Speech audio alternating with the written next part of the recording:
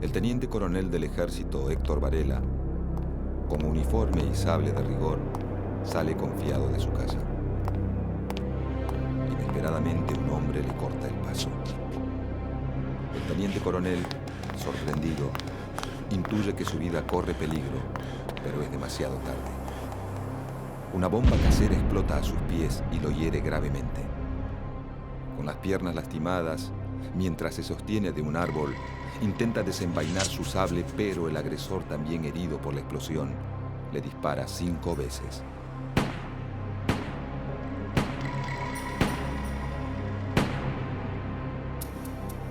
El laureado teniente coronel del ejército, Héctor Varela, muere.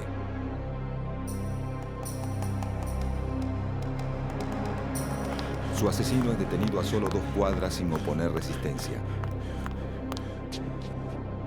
Es un anarquista alemán y se llama Kurt Wilkens.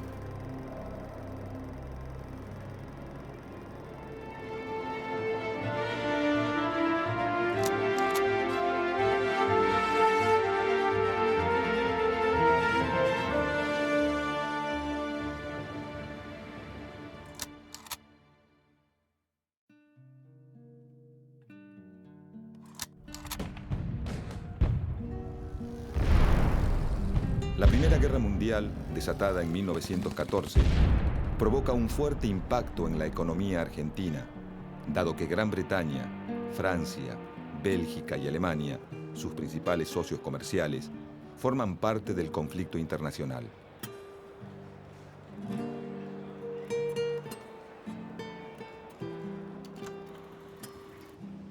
Esta situación frena el ingreso de capitales, disminuye la exportación, reduce la cantidad de barcos que circulan entre Europa y Sudamérica y provoca la escasez de insumos y productos terminados. Para los trabajadores argentinos, la crisis significa escasez de empleo.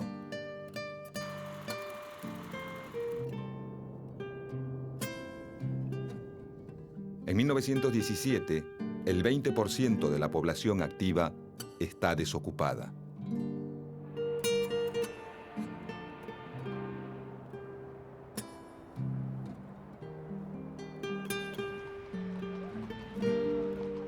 Caen los salarios nominales y la desocupación le quita fuerza a las huelgas como herramienta de lucha y negociación.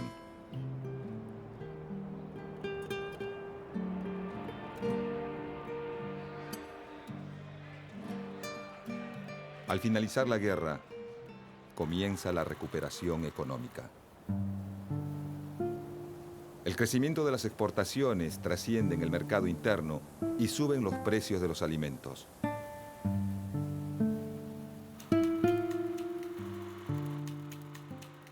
Al mismo tiempo aumenta la demanda de mano de obra y esto mejora la posición de los trabajadores que comienzan a reclamar mejores salarios.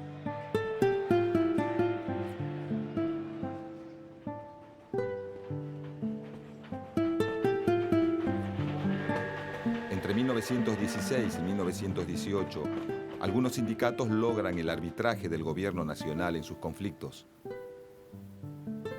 Entre ellos los sindicatos que agrupan a los trabajadores ferroviarios y portuarios. El gobierno de Hipólito Yrigoyen es el primero en intervenir en las negociaciones de salarios entre sindicatos y empleadores. Esta situación fortalece la posición de sindicatos de larga trayectoria, como la Fraternidad de Maquinistas, creada en 1887, y de otros más recientes, como la Federación Obrera Marítima y la Federación Obrera Ferrocarrilera, surgidas en la década de 1910. Su capacidad de frenar el transporte en momentos clave les permite obtener, muy tempranamente, conquistas salariales, de condiciones de trabajo e incluso de seguridad social. En diversas zonas urbanas como Rosario, Buenos Aires y el Gran Buenos Aires, el crecimiento del frigorífico industrial dedicado a la exportación y el de industrias orientadas al consumo local aumenta el número de trabajadores permanentes.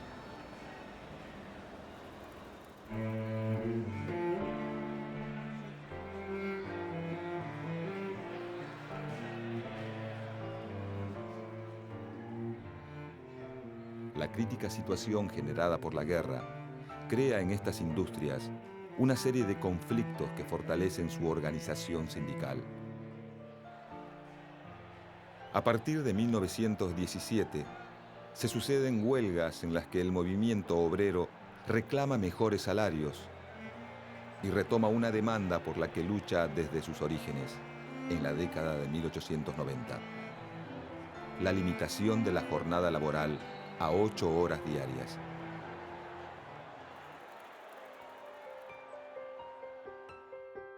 Con el acceso al Parlamento de legisladores del Partido Socialista, se elaboran las primeras leyes obreras.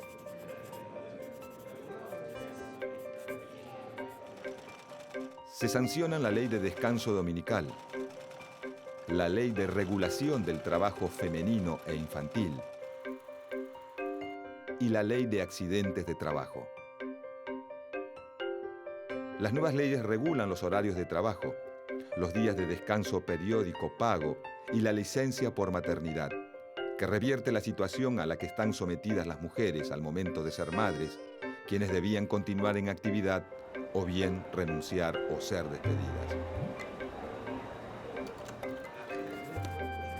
Los trabajadores de algunas industrias consiguen la jornada laboral de 8 horas, pero recién en 1929 llega a convertirse en ley nacional. El trabajo reglamentado y el contacto con las primeras formas de organización industrial de la producción genera una experiencia particular y un movimiento de sindicalización fuerte. Cuando la guerra llega a su fin, en noviembre de 1918, algunos sectores industriales logran mejoras en sus condiciones de trabajo, pero la situación general de los trabajadores argentinos sigue siendo precaria. Comparativamente, para la misma época, los obreros estadounidenses y europeos trabajan en industrias más consolidadas, forman una clase obrera más numerosa y tienen mayor experiencia de organización.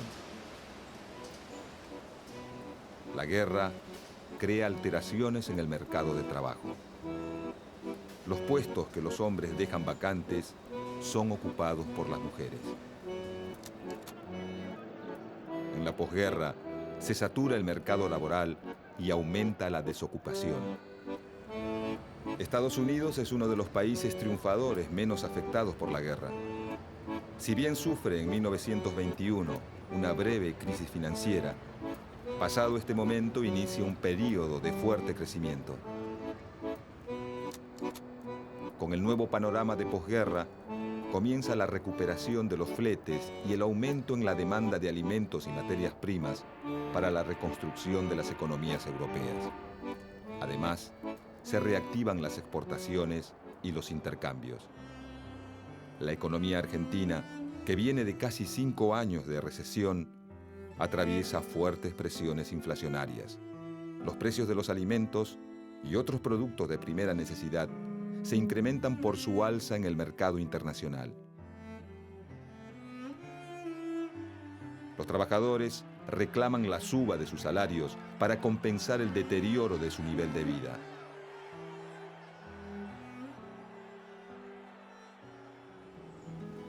Con la llegada de la primavera en 1918 y el comienzo de la temporada de cosecha, en el campo pampeano se produce un aumento de la demanda laboral y una migración de obreros que se trasladan de la ciudad al campo en busca de empleo.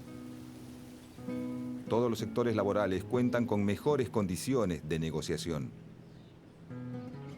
Los trabajadores del transporte realizan paros y las cosechas se acumulan a la espera de ser cargadas en vagones o buques. La necesidad de mano de obra en el campo permite a los trabajadores estacionales reclamar mejores salarios.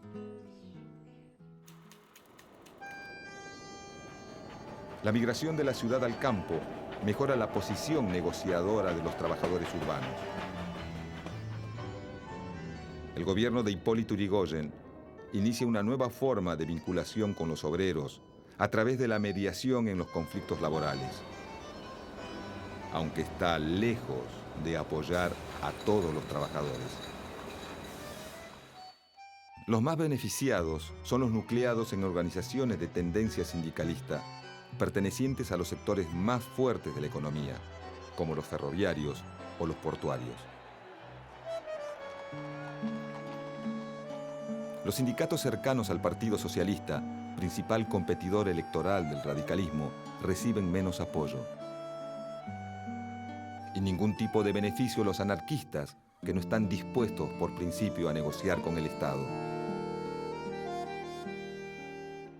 Ante esta realidad, en diciembre de 1918, los obreros metalúrgicos de los talleres Bacena inician una huelga.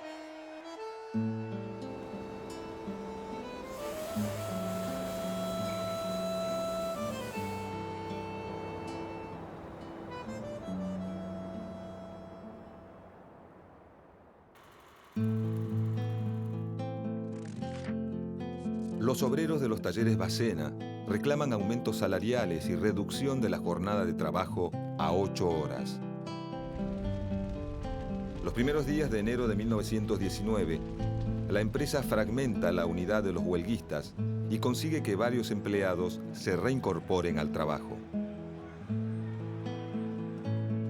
El 7 de enero, algunos de los obreros reincorporados a Bacena salen con las camionetas de la empresa desde los talleres ubicados en Cochabamba y La Rioja, en el barrio de San Cristóbal, en Buenos Aires, y se dirigen a buscar materias primas en el depósito situado en las calles Pepirí y Santo Domingo, en el barrio de Parque Patricios.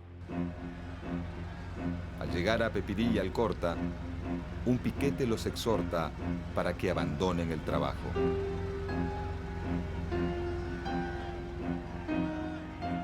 Frente a la negativa, los huelguistas les arrojan piedras y maderas y los rompehuelgas responden con balas.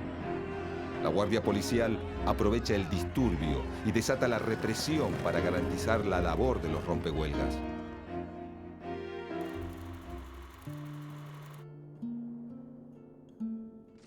El enfrentamiento deja 3 heridos en las fuerzas represivas y entre los obreros 4 muertos y 30 heridos, algunos de los cuales fallecen más tarde.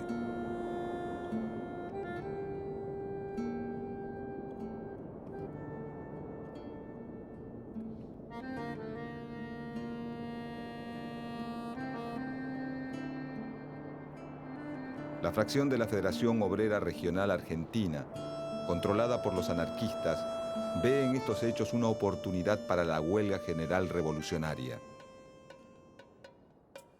Convoca el paro para el 9 de enero y organiza distintas formas de acción insurreccional.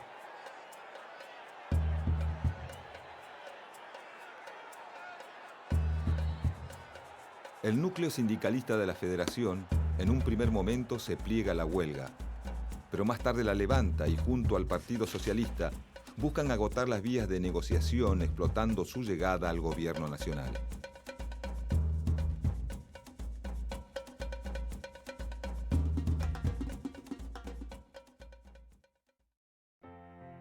El 9 de enero se dispone también como fecha para sepultar a las víctimas. El cortejo fúnebre se convierte en un acto de protesta contra la represión policial.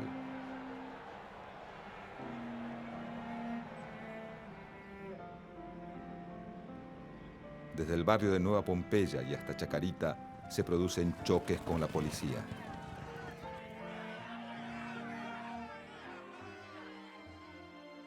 Al llegar al cementerio, las fuerzas policiales abren fuego contra la columna de obreros. Mientras tanto, en la planta de Bacena se cierra el acceso. Se forman piquetes de huelga y se instalan barricadas en distintas calles cercanas: San Juan, Cochabamba, Urquiza, La Rioja.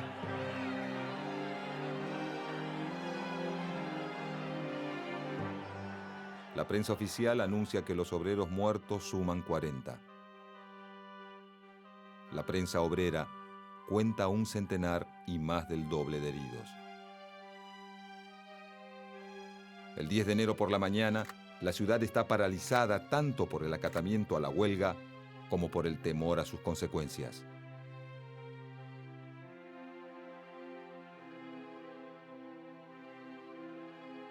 Los enfrentamientos, choques, piquetes y barricadas se multiplican en los barrios obreros de Once, San Cristóbal, Parque Patricios y Boedo. El general de Lépine, a cargo de la guarnición de Campo de Mayo, moviliza las tropas hacia la ciudad en espera de que el presidente Hipólito Yrigoyen le dé al ejército la orden de reprimir. Luego de unas horas de incertidumbre, que algunos entienden como vacilaciones del presidente y otros como un intento de golpe de Estado, Yrigoyen ordena la intervención militar en la ciudad de Buenos Aires y designa a de Lépine a cargo de la operación.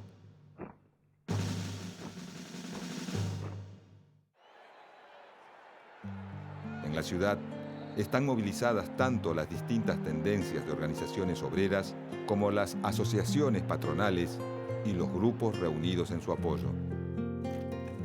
A la intervención militar, la represión policial a los huelguistas y la confrontación con los grupos de choque anarquistas se suma el accionar de guardias cívicas organizadas por la recién formada agrupación conservadora, la Liga Patriótica Argentina. Estos grupos parapoliciales se ensañan con los obreros, con los anarquistas y con los trabajadores municipales cuyo sindicato es cercano al Partido Socialista.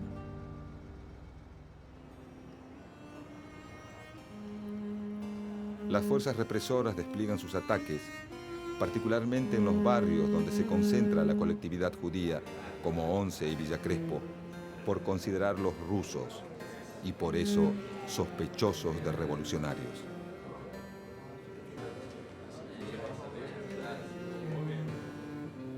Mientras la patronal de los talleres Bacena, el gobierno radical y la fora sindicalista aprueban muchos de los reclamos del pliego de condiciones presentado por los huelguistas entre el 7 y el 8 de enero, se agudiza la represión sobre quienes deciden continuar adelante con la medida de fuerza. Alrededor de 2.000 trabajadores, dirigentes y militantes de distintos grupos son detenidos.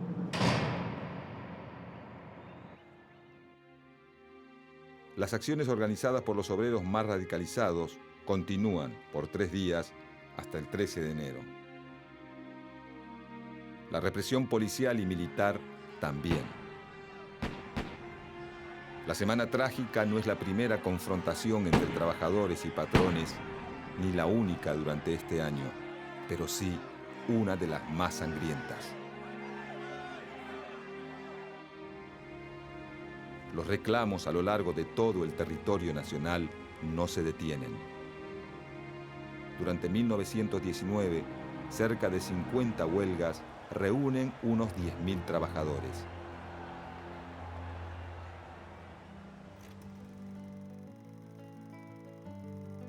Los conflictos no se limitan al sector del transporte ni al urbano. Emergen también las huelgas entre los asalariados del sector rural. En la región chaqueña se desata un conflicto en La Forestal, una empresa de capital británico dedicada a la explotación de bosques de quebracho. La compañía controla los ferrocarriles y la totalidad de los inmuebles en los pueblos fundados en torno a los obrajes, aserraderos y fábricas de tanino.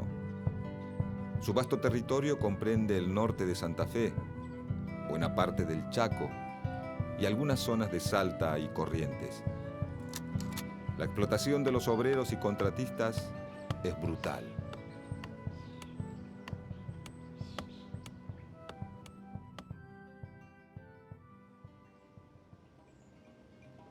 En 1919, los trabajadores de La Forestal presentan un pliego de condiciones que demanda aumento de los jornales, turnos limitados a 8 horas y la suspensión de los despidos.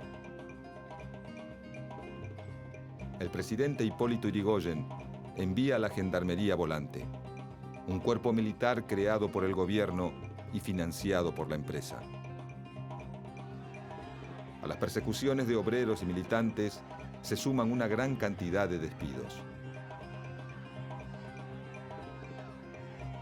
Crean listas negras, deportan a los trabajadores e incendian muchas de sus casas y sedes sindicales. El conflicto en la forestal finaliza, pero los obreros no consiguen ninguna de las mejoras exigidas. Para inicios de la década de los 20, el reajuste de las economías europeas provoca una crisis financiera en la Argentina. Las organizaciones obreras reaccionan con medidas de fuerza y el gobierno de Irigoyen vuelve a reprimir. En la región pampeana, los trabajadores rurales se organizan una vez más para conseguir mejores salarios. Se producen huelgas en la zona cerealera del norte de la provincia de Buenos Aires, sur de Santa Fe, Córdoba y la zona triguera en torno a Tres Arroyos. La escalada de la protesta obrera se da también entre los trabajadores de las estancias ovejeras en Santa Cruz, donde hacia fines de 1920 se inicia un nuevo conflicto. Los trabajadores rurales se organizan y exigen a sus patrones mejores condiciones de trabajo. La represión policial contra los delegados sindicales es feroz. Lejos de doblegar la protesta, la resistencia obrera se intensifica. El presidente Irigoyen envía al teniente coronel Varela a parlamentar. Los obreros aceptan la mediación, deponen las armas y entregan a los rehenes. El conflicto parece haber llegado a su fin y Varela regresa a Buenos Aires. Pero en la Patagonia, la continua represión por parte de la Liga Patriótica generan malestar entre muchos de los trabajadores.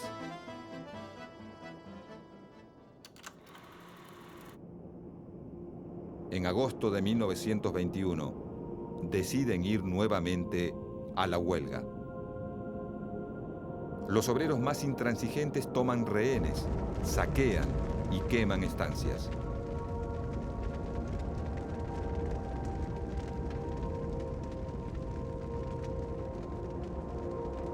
El gobierno nacional califica sus acciones de subversión armada y bajo el imperio de la ley marcial Irigoyen envía a Varela, esta vez al mando de las tropas regulares del ejército, la policía territoriana y la Liga Patriótica para terminar con la insurrección.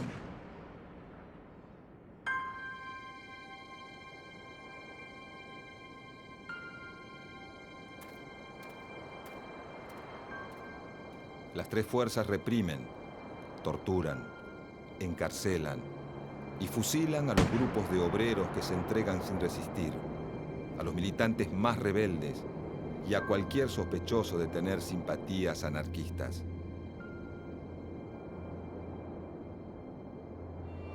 La represión finaliza por pedido de los terratenientes que temen quedarse sin mano de obra. El gobierno recibe con honores al teniente coronel Varela, responsable de las acciones en la llamada Patagonia Trágica, con más de 1.500 obreros muertos y 600 detenidos y torturados.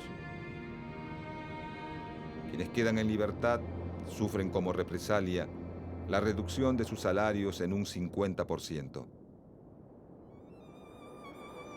Hacia 1922, la recuperación de la economía argentina apoyada en la mejora del mercado internacional reduce las tensiones. Aumenta la demanda de trabajo y se recupera el flujo inmigratorio para mano de obra perdido a principios de siglo.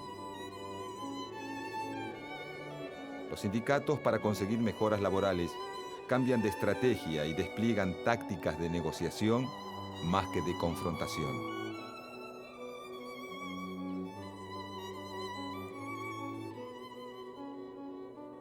La mejoría económica y la represión despiadada sufrida por el naciente movimiento obrero imponen un período en el cual las diferentes formas de reclamos disminuyen la violencia en sus acciones. Pero los ideales de dos mundos diametralmente opuestos son irreconciliables.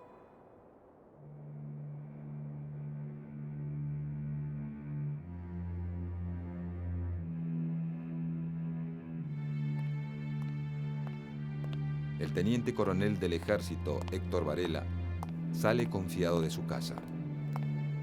Inesperadamente, un hombre le corta el paso y le arroja una bomba casera que explota a sus pies y lo hiere gravemente. Con las piernas lastimadas, mientras se sostiene de un árbol, intenta desenvainar su sable. Pero el agresor, también herido por la explosión, le dispara 5 veces.